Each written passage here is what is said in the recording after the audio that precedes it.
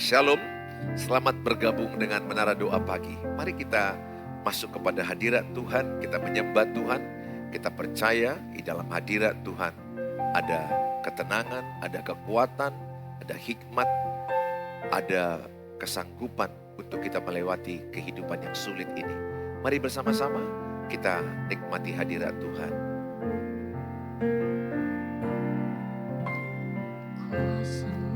Nyata di dalam kelemahanku, kekuatanmu menopang seluruh hidupku. Dari mana datang pertolonganku? Hanya Yesus pertolonganku.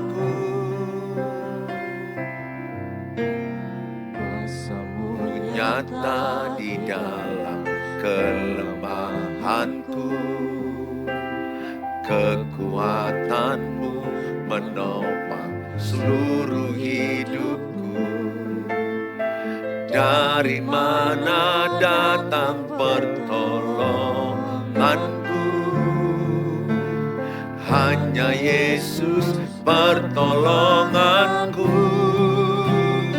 Engkau sumber kekuatan hatiku, tempat persembunyianku. Engkau penolong di saat susahku, tempat perlindunganku. Kebenaran dan perisai di hidupku. Kuasa-Mu nyata, nyata di dalam kelemahanku, kekuatan-Mu menopang seluruh hidupku. Dari mana datang pertolonganku? Hanya Yesus pertolonganku. Engkau sumber kekuatan hatiku, tempat persembunyianku. Engkau penolong di saat susahku, tempat perlindunganku. Kebenaran dan perisai di hidupku.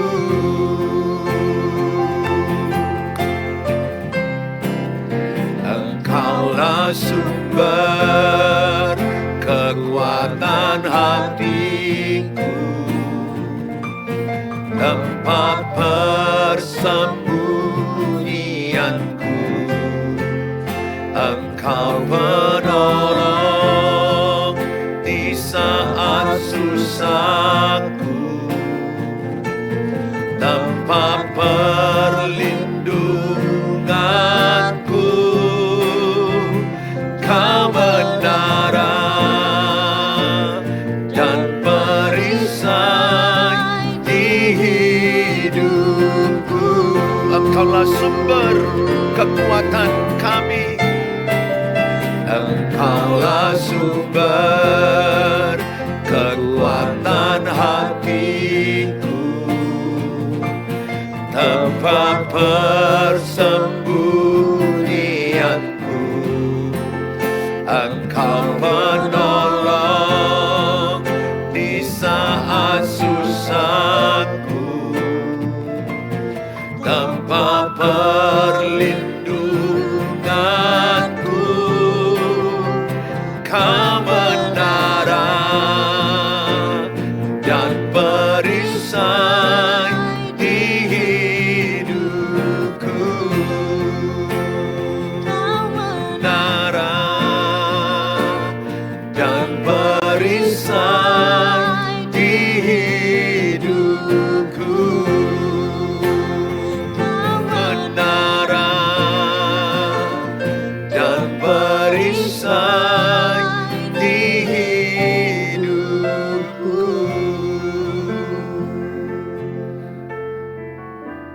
kita datang kepada Bapa yang setia, Bapa yang selalu memberi kita ketenangan.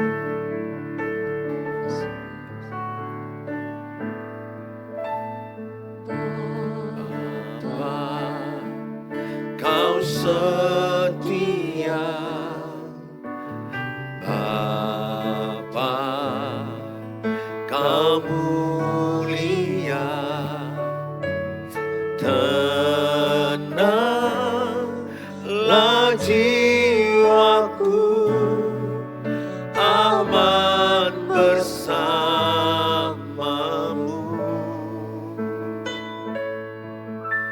Lebih dari harta, Kaulah segalanya. Tenanglah jiwaku dalam hadirat-Mu. Kau tunjukkan kasih setia-Mu,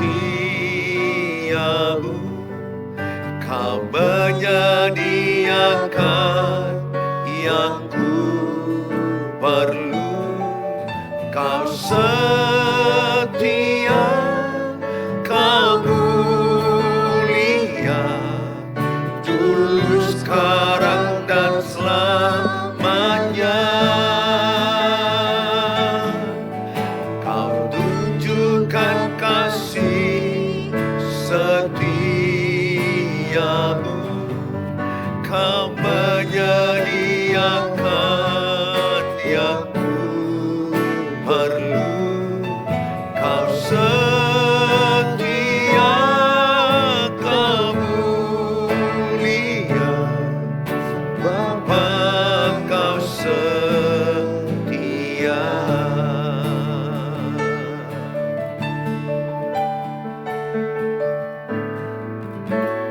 Bapa, Kau setia, Bapa, Kau mulia, tenanglah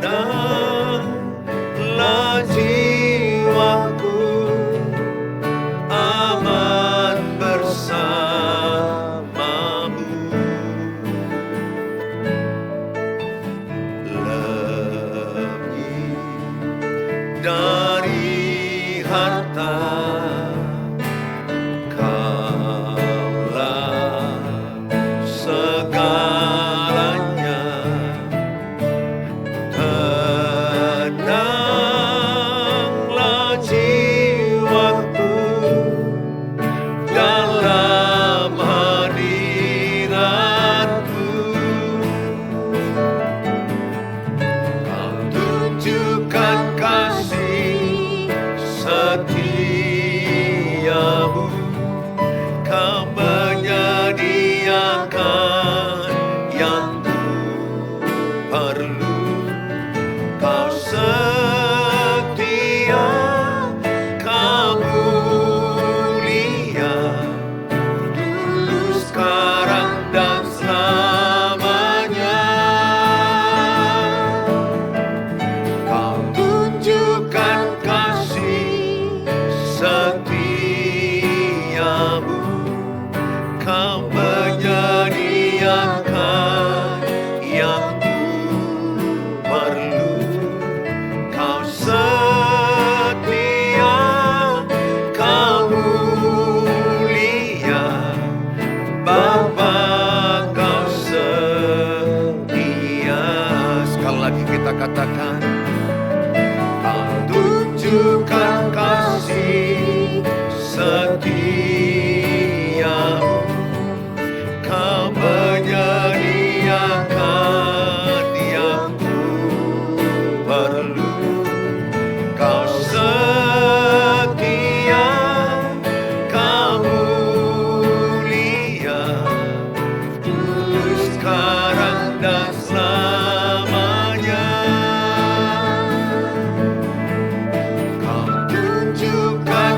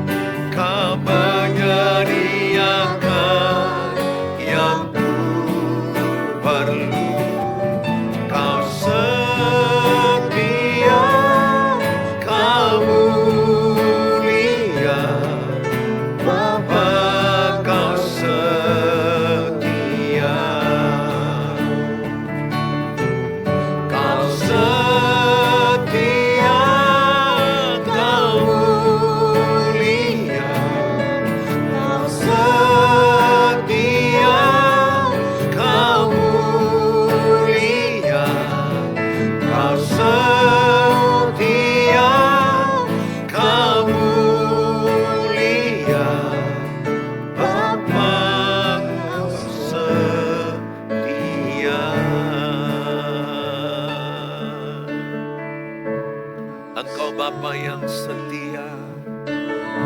Engkau setia Tuhan, sampai Kau rela memberikan nyawamu. Kau mati di kayu salib untuk kesetiaanmu, untuk mengasihi kami, untuk membela hidup kami. Terima kasih Tuhan, terima kasih. Kasih setiamu besar, kasih setiamu luar biasa. Kami bersyukur, kami bersyukur. Terima kasih buat kesetiaanmu, atas kasih-Mu yang besar. Engkau rela dengan tulus hati mengorbankan nyawamu, menghembuskan napas terakhir, dan Kau bangkit kembali. Tanda kemenangan umat-Mu, kemenangan-Mu adalah kemenangan kami. Terima kasih Bapa, terima kasih Bapa. Kami bersyukur buat kemenangan yang Kau sediakan. Kami bersyukur buat kebaikan yang Kau sediakan. Terima kasih. Terima kasih. Haleluya. Haleluya. Terima kasih Tuhan. Hanya dekat kami tenang, hanya dekat Bapa kami tenang, hanya dekat kami tenang. Terima kasih Tuhan. Haleluya. Terima kasih Tuhan. Kami bersyukur. Terima kasih. Kami mau selalu terhubung padamu Tuhan. Biar setiap kami melekat padamu. Biar setiap kami tenang. Hanya dekat Bapa kami tenang. Kadang kami panik. Kadang kami takut, khawatir, cemas, stres. Tapi kami percaya di dekat Bapa kami tenang. Bersama Tuhan kami tenang. Kami mau terhubung. Biarlah setiap umat-Mu yang menyaksikan bisa mereka terhubung dengan-Mu Tuhan. Karena Engkau adalah sumber kehidupan, sumber kekuatan, sumber hikmat, sumber semangat dan sukacita kami. Dalam Tuhan Yesus kami berdoa. Kami mau terhubung dengan-Mu senantiasa.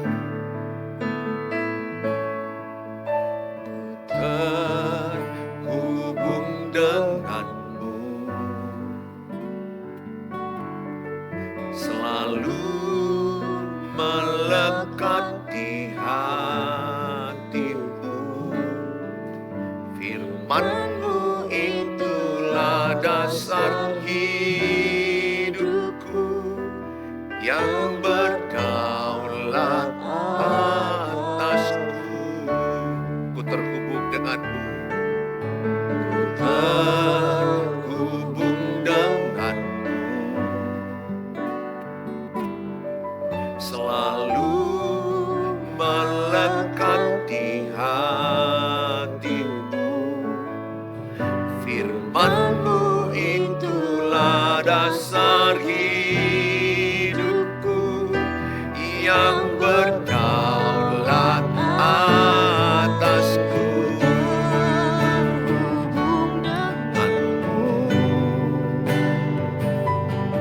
Selalu melekat di hatimu.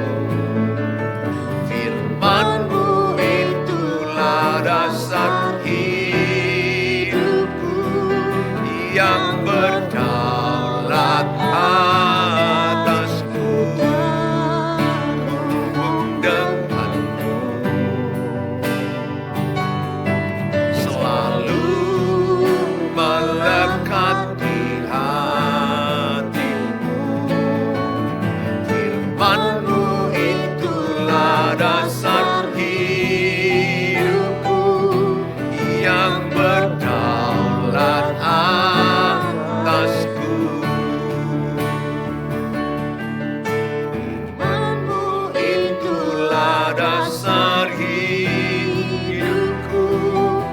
yang berdaulat atasku.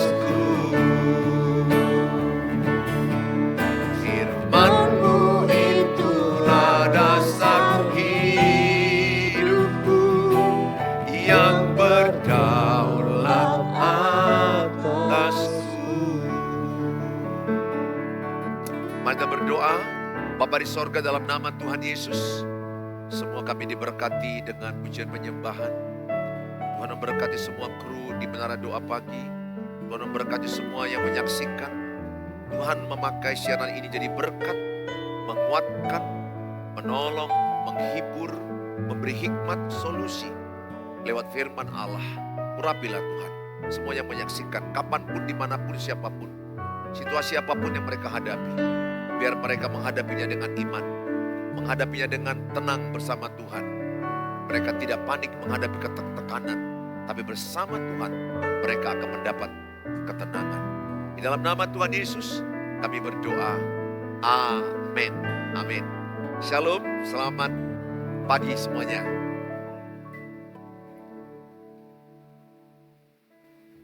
Bapak Ibu yang saya kasihi, hari ini saya membawa tema bagaimana kita menghadapi masalah dengan tenang, jangan panik bersama dengan Tuhan. Sangat penting kita menghadapi masalah itu dengan tenang. Serahkan kepada Tuhan, percayakan kepada Tuhan. Tenang di situ bukan berarti kita pasif. Tenang di situ adalah menjadi satu kekuatan di mana kita mengandalkan Tuhan. Setelah kita menyerahkan seluruh apa yang bisa kita lakukan, seluruh apa yang bisa kita kerjakan, kita serahkan kepada Tuhan, maka kita akan jadi tenang. Jadi ada bagianmu, ada bagian Tuhan. Biarlah Tuhan yang bekerja. Iman itu adalah Tuhan yang bekerja. Iman itu artinya percaya kepada Tuhan, percaya kekuatan Tuhan. Saya ajak saudara, supaya saudara menghadapi masalah, hadapilah masalah dengan tenang bersama dengan Tuhan. Responi masalah. Saudara-saudaraku yang ada di YouTube, saya bacakan dalam Keluaran 14 ayat 11 sampai 12. Dan mereka berkata kepada Musa, apakah karena tidak ada kuburan di Mesir, maka engkau membawa kami untuk mati di padang gurun ini? Apakah yang kau perbuat ini terhadap kami dengan membawa kami keluar dari Mesir? Bukankah ini telah kami katakan kepadamu di Mesir, janganlah mengganggu kami, dan biarlah kami bekerja pada orang Mesir, sebab lebih baik bagi kami untuk bekerja pada orang Mesir daripada mati di padang gurun ini. Saudara, orang-orang Israel setelah dipanggil oleh Tuhan, yang dipimpin oleh Musa dari perbudakan Mesir 400 tahunan lebih di sana. Allah menggenapi janjinya untuk membawa umat pilihannya kepada janji Allah, ke tanah perjanjian. Tentu kalau Allah yang sudah memilih, Allah yang sudah menetapkan, Allah akan menyertai. Dalam perjalanan, lewat pimpinan Musa, orang-orang Israel, ada 2 juta orang lebih, 2 juta lebih. Di perjalanan mereka itu ada 40 tahun. Harusnya tidak perlu sampai 40 tahun. Karena mereka banyak berputar-putar di padang gurun. Karena mengeluh bersungut-sungut. Satu waktu mereka beberapa kali kejadian kurang air atau tidak adanya air dan makanan. Sehingga mereka mengeluh bersungut-sungut. Maka salah satu dosa Israel yang paling besar itu adalah dalam 1 Korintus 10 ayat yang ke-10 itu adalah bersungut-sungut. Karena mereka bersungut-sungutlah dikatakan maka mereka itu binasa. Mereka banyak binasa. Banyak mengalami kematian di padang gurun. Yang sampai ke tanah perjanjian itu Yosua dan Kaleb. Selebihnya generasi berikutnya. Generasi yang berangkat itu hanya Yosua dan Kaleb. Saudara, saya mau katakan sama saudara. Ketika ada masalah, ketika ada persoalan, ketika ada tantangan dalam hidup saudara, responi dengan iman. Responi dengan tenang. Jangan panik, jangan stres, jangan khawatir, jangan takut. Amsal 24 ayat 10 bilang begini. Melihat kekuatan orang itu saat ada masalah. Jadi melihat kekuatan saya sebagai seorang pendeta, pengkhotbah, gembala jemaat, sekolah teologi, ada 2 sekolah teologi saya. Melihat saya, iman saya kuat atau tidak saat ada kesukaran. Itu Amsal 24 ayat 10. Saat ada persoalan, saat ada tekanan, saat ada penderitaan. Maka itu akan kelihatan apakah imanku goyah atau teguh. Kalau imanku teguh, apapun masalah, ciri-cirinya, diresponinya dengan tenang. Dihadapinya dengan hikmat Tuhan. Dihadapinya bersama dengan Tuhan. Maka Matius 6 ayat 3-4 dikatakan, janganlah kamu khawatir. Kesusahan sehari cukuplah untuk sehari. Saudara-saudaraku yang saya kasihi. Ada banyak pergumulan dalam hidup kita, ada banyak penderitaan. Dalam pernikahan, ada banyak yang menelepon saya. Mungkin engkau menyaksikan. Ketika engkau nangis, saya ikut merasakan tangisan. Baru pagi ini saya ditelepon, bahkan dihubungi hampir jam 1 pagi. Tapi saya tidak angkat karena saya sudah tidur. Saya lihat video bagaimana dia begitu nangis. Seorang suami yang mengaku istrinya selingkuh dengan beberapa laki-laki. Sangat sedih, sangat hancur hatinya. Ada banyak sekarang laki-laki yang suami-suami, maksud saya, yang menghubungi saya karena istrinya selingkuh. Mereka sangat terpukul dan rasa stres, frustrasi, depresi, ingin membalas. Mereka kehilangan kamus, gak tahu mau buat apa. Beberapa bapak-bapak nangis ke saya. Saya bisa merasakan tangisannya itu sangat berat. Karena malu punya anak. Di budaya kita Indonesia ini kan, selingkuh ini kan aib ya, tabu. Memalukan. Jadi ketika terjadi di keluarga kita, itu sangat menghancurkan seorang yang setia itu. Menghancurkan anak-anak, menghancurkan keluarga. Ada banyak yang bertanya kepada saya, dan dia bertanya terus kepada saya. Sampai saat ini juga saya mentoring. Banyak bapak-bapak saya mentoring. Apa yang saya lakukan Pak kalau istriku yang selingkuh seperti ini? Ada juga banyak ibu-ibu yang bertanya, apa yang saya lakukan Pak Pendeta kalau pasanganku berselingkuh? Saudara, apapun keadaan, saya mau katakan, andalkan Tuhan. Memang betul sesaat kita akan ada yang namanya rasa menolak masalah itu. Ketika terjadi perselingkuhan kepada satu pasangan, keluarga. Kadang-kadang itu seperti gak mungkinlah terjadi. Denial, penolakan. Belum bisa diterima bahwa itu terjadi, kira-kira begitu. Sama juga dengan seorang yang didiagnosa kanker. Kadang-kadang penolakan, gak mungkinlah aku kanker. Tapi hasil lab sudah menunjukkan dia sakit kanker. Atau anaknya narkoba. Atau anaknya pergaulan bebas sehingga hamil dibuatnya perempuan lain. Kadang-kadang ada keluarga denial, menolak fase di mana gak mungkinlah anakku seperti itu. Tapi mari kita sama-sama menghadapi masalah itu dengan iman tulus ikhlas. Kalau kita menghadapi masalah dengan iman tulus ikhlas, artinya terima kepahitan hidupmu. Bahkan kalau kami di pelajaran kami itu peluk penderitaan. Menarilah di bawah payung yang penuh hujan. Artinya di tengah-tengah penderitaan ada banyak hujan masalah, tapi kita masih bisa menari, bersuka cita di tengah-tengah kesusahan. Nah tentu fase itu gak langsung seperti itu. Awal-awalnya itu banyak orang penolakan. Masalah itu sepertinya dia gak terima itu terjadi. Yang berikutnya dia akan masuk fase adaptasi. Setelah diadaptasi, maka dia akan bisa bersuka cita di tengah penderitaan. Jadi gak langsung bisa kita bersuka cita. Sama dengan anak yang meninggal, suami meninggal, bapak meninggal, mama meninggal. Pasti kan banyak denial ya, menolak. Kita bilang, gak mungkin kau meninggal, gak mungkin bapakku meninggal, gak mungkin anakku meninggal. Ada orang sampai 2 tahun penolakan. Dia gak terima anaknya meninggal. Lama-lama butuh waktu untuk beradaptasi. Setelah beradaptasi, maka dia akan bisa mengelola sukacitanya. Saudara, apa yang kita pelajari dari orang Israel ini? Mereka mengeluh. Mereka bersungut-sungut. Poin pertama adalah buanglah sungut-sungut dalam hidup. Buanglah mengeluh. 1 Tesalonika 5 ayat 18. Mengucap syukurlah dalam segala hal. Sebab itulah yang diinginkan Kristus. Jadi yang paling diinginkan Kristus dalam doa orang adalah mengucap syukur. Bukan kita bersyukur kalau ada masalah, bukan. Bukan kalau dompetku hilang, aku bersyukur dompetku hilang. Tidak. Aku bersyukur bahwa lewat dompetku hilang ada rencana Tuhan. Ketika aku tabrakan jatuh luka-luka, contoh. Bukan aku bersyukur aku tabrakan jatuh luka-luka, mana ada yang mau.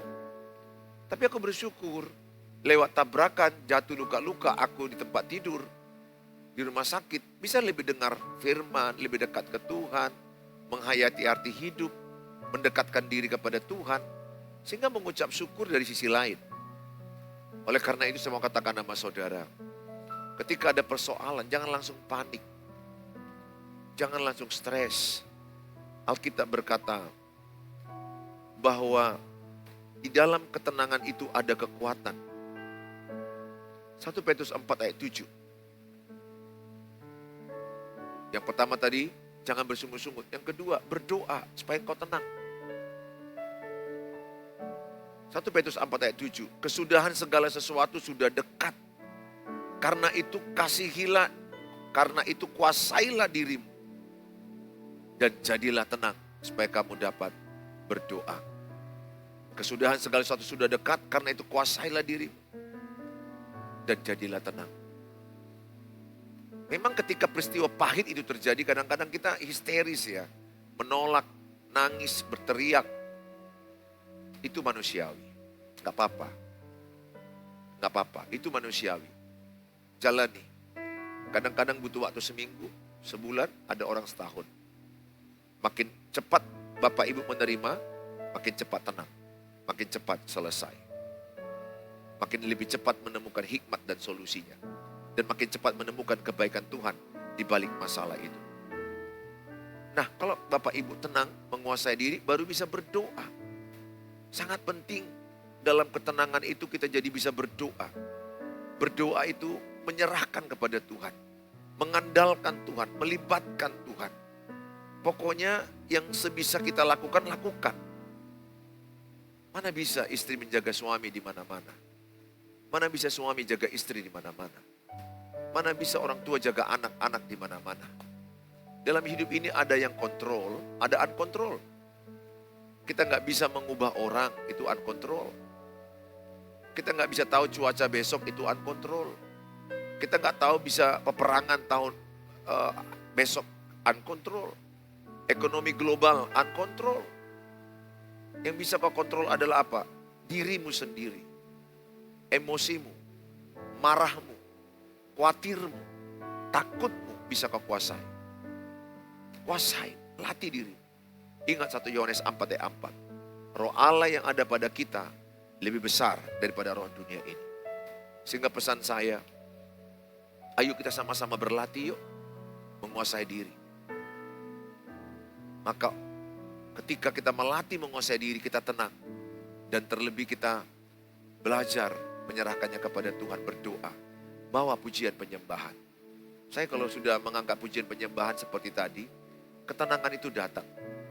Hanya dekat Allah saja aku tenang. Kedua, ketika aku sadari ada Tuhan di hatiku, aku tenang. Tentu kan kita gak terus-terusan pujian penyembahan. Gak mungkin dong di kantor kerja kita pujian penyembahan.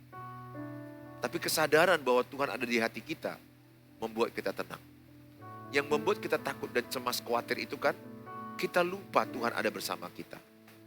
Sadarkan dirimu apapun masalahmu, ada Tuhan di dalam dirimu. Tuhan Immanuel, Ibrani 13 ayat 5. Aku sekali-kali tidak pernah meninggalkan engkau. Aku sekali-kali tidak pernah melupakan engkau. Tuhan tidak pernah meninggalkan engkau, tidak pernah melupakan engkau. Bahkan Tuhan berkata, aku tahu bahasa air matamu. Dalam kitab Mazmur, bagaimana doa daripada Daud menangis.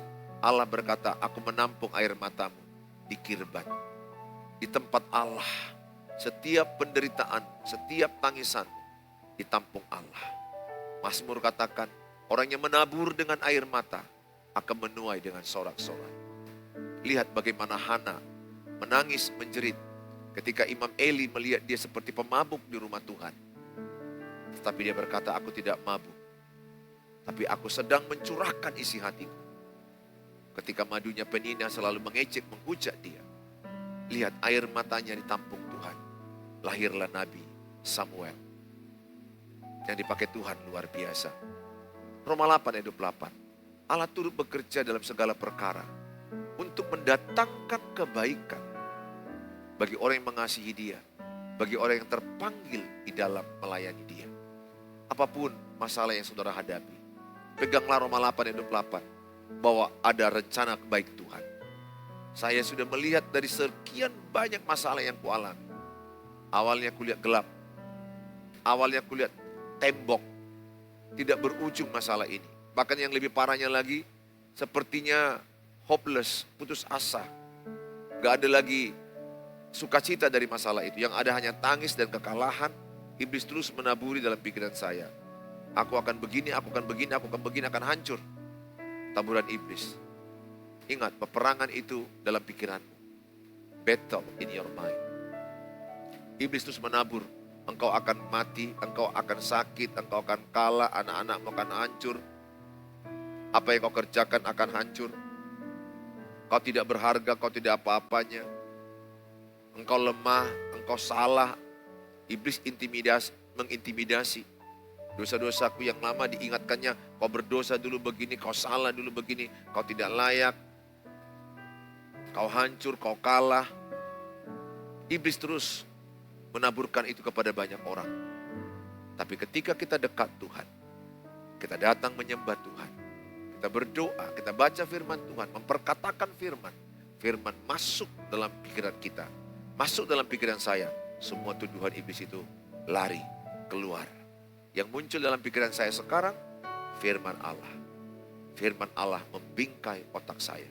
Pikiran saya sekarang, apapun masalahku hari ini, apapun masalahku besok, akan selalu ada kebaikan Tuhan. 1 Korintus 10 ayat 13, pencobaan-pencobaan yang kita alami tidak melebihi kekuatan kita. Jadi saya mau katakan kepada Bapak Ibu, apapun masalah, Tuhan berjanji kita lebih kuat dari masalah itu. Sering itu ucapkan dalam diri saya lebih kuat dari masalah ini. Jadi ketika saya yakin saya lebih kuat, saya tenang menghadapi masalah. Kenapa saya lebih kuat? Karena ada Tuhan dalam diri saya. Tubuh saya rumah Tuhan. Tuhan berdiam dalam diri saya. Tuhan ada dalam diri saya. Tuhan ada dalam diri ibu. Tuhan ada dalam diri bapak, saudara-saudara sekalian. Sehingga kayak manapun rumitnya pernikahanmu, rumitnya masalah keluargamu, keuanganmu, usaha. Ada banyak menghubungi saya, doakan saya Pak Pendeta, keuangan kami hancur, pekerjaan aku di PHK, supaya bisa jual rumah, anak-anakku nggak bisa sekolah, uang perobatan, banyak sekali kebutuhan kami. Ada yang menghubungi saya sakit kanker lah, sakit stroke. Apapun keadaan Bapak Ibu, semua kita sependeritaan. Tidak ada manusia dalam dunia yang tidak sependeritaan. Cuma jenis-jenis penderitaannya beda. Hanya satu pesanku samamu, jangan menyerah. Jangan menyerah. Tuhan menyertai engkau. Terus memperkatakan firman. Aku kuat dalam Tuhan. Saya begitu Bapak Ibu. Firman itu dalam 2 Korintus 4 ayat 13. Orang yang beriman itu memperkatakan imannya. Sering ibu memperkatakan iman, aku kuat. Hari ini aku kuat. Besok lagi bangun pagi, hari ini pun hari aku kuat. Jadi hiduplah sehari demi sehari. Hari ini aku kuat. Besok bangun, hari ini juga aku kuat. Besok yang lagi bangun, hari ini juga aku kuat. Jadi ibu kuatnya sehari demi sehari. Karena masalah itu kata Alkitab, sehari demi sehari. Jadi hari ini ibu kuat. Besok kuat lagi. Saya berdoa, Bapak Ibu, jangan panik, jangan stres, jangan khawatir. Percayalah, Tuhan punya rencana di balik segala masalah. Di dalam Alkitab dikatakan dalam kitab Yesaya, saya bacakan Yesaya 30 ayat 15. Sebab beginilah firman Tuhan Allah yang Maha Kudus, Allah Israel. Dengan bertobat dan tinggal diam. Dengan bertobat, ini betul bertobat ya. Dengan bertobat dan tinggal diam, kamu akan diselamatkan. Dalam tinggal tenang dan percaya terletak kekuatanmu, tetapi kamu enggan. Kita penting bertobat, tinggalkan dosa. Tinggalkan dosa. Seorang bapak sama saya, hubungi saya dari Papua. Saya udah bertobat Pak Pendeta, meninggalkan selingkuhan saya. Istri saya tidak menerima saya apa adanya, padahal saya sudah janji. Dan istrinya selalu mengungkit-ungkit dosanya, mengingat-ingat dosanya. Saya mau katakan kepada bapak yang mungkin kau nonton, saksikan ini. Teruslah bertobat, tinggalkan.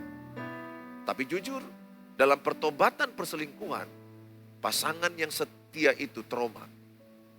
Untuk kesembuhan traumanya itu butuh waktu. Butuh kesabaran bapak. Karena kalau orang sudah selingkuh, maka pasangan yang setia itu sangat trauma seumur hidupnya. Seumur hidup. Apakah bisa dia sembuh? Bisa. Butuh waktu. Kenapa seumur hidup? Karena cerita perselingkuhan itu dari hari, malam, pagi, siang, malam, pagi, siang, malam, setahun, 2 tahun, 10 tahun. Dia ingat ceritanya di mana ketemu kamu, bapak dengan perempuan. Atau sebaliknya ibu dengan laki-laki lain. Cerita itu termemori di otaknya. Baju apa, tempatnya di mana, apa yang terjadi, apalagi yang ku tahu ada dapat video. Ketangkap basah ketemu di hotel, di mobil, di restoran, nonton. Cerita itu semuanya begitu banyak.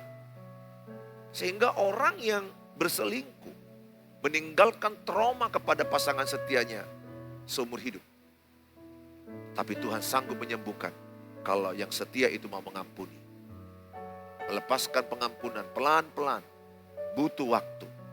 Makanya saya bilang sama Bapak, Bapak gak boleh egois karena Bapak udah mengaku berselingkuh. Bapak udah mengaku berselingkuh sekian tahun. Puji Tuhan lah Bapak mengaku dan bertobat. Dan mau kembali ke istri dan anak-anak Bapak, ada 3 orang. Tapi istri Bapak kalau sekarang ini masih marah, masih gak percaya penuh, trauma, sabarlah. Kenapa Bapak tabur itu yang Bapak tuai. Butuh waktu. Sebagaimana yang Bapak sering ku telepon, sering ku kuatkan, sabar. Puji Tuhan langkah 1 udah bagus. Bapak bertobat, kembali ke istri, kembali ke anak-anak. Tapi berani berbuat, berani bertanggung jawab, risikonya berat. Makanya setiap dosa perselingkuhan itu risikonya sangat berat. Sangat berat. Tapi saya bangga dan salut dengan Bapak. Tuhan pakai Bapak bertobat. Tuhan pakai Bapak kembali kepada Tuhan. Dan datang kepada Tuhan, mengaku dosa, bahkan mengaku kepada pendeta. Dan Bapak janji meninggalkan itu. Bapak bertobat. Bagus, puji Tuhan. Tapi sabar ya Pak. Anak-anakmu trauma, istrimu trauma. Butuh waktu. Semakin sungguh-sungguh Bapak bertobat, mungkin 1 tahun, 2 tahun, 3 tahun, kesembuhan itu bisa terjadi.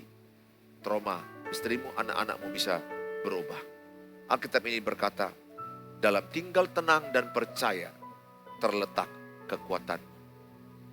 Dalam tinggal tenang dan percaya terletak kekuatan.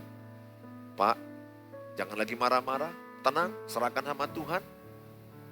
Berbuat baik kepada istri, percayalah, perjuangan kita bersama dengan Tuhan tidak pernah sia-sia.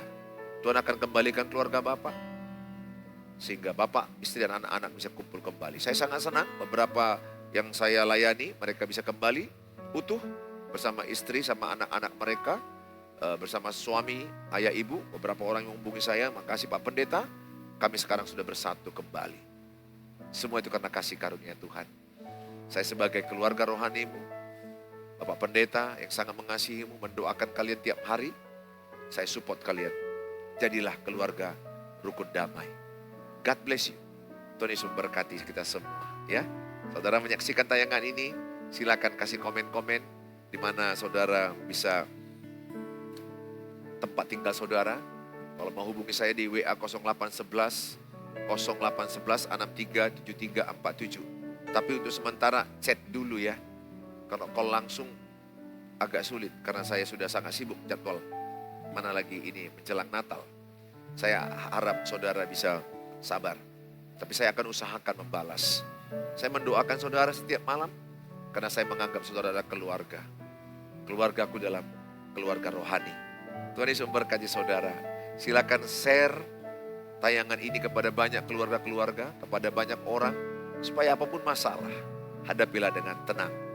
Hanya dekat Allah saja kita akan tenang. Dalam tinggal tenang dan berdoa ada kekuatan Allah. Tuhan Yesus memberkati kita, mari kita berdoa. Bapa di sorga, dalam nama Tuhan Yesus, hamba-Mu berdoa Tuhan bagi semua kami yang menyaksikan tayangan ini.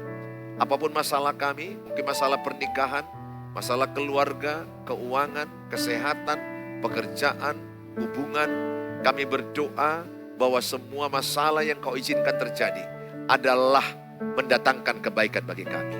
Kami percaya Allah turut bekerja dalam segala hal dalam hidup kami untuk mendatangkan kebaikan dalam hidup kami. Dan kami bersyukur Engkau berjanji tidak pernah meninggalkan kami. Dan Engkau berjanji pencobaan-pencobaan yang Kau izinkan tidak melebihi kekuatan kami. Dan Engkau berjanji Engkau memberikan solusi hikmat kepada kami. Terima kasih Bapa. Berkatilah semua yang menyaksikan ini. Biarlah tayangan ini jadi berkat bagi banyak orang lain. Ajari kami meresponi masalah dengan tenang. Percaya kekuatan Tuhan. Doa adalah kekuatan kami.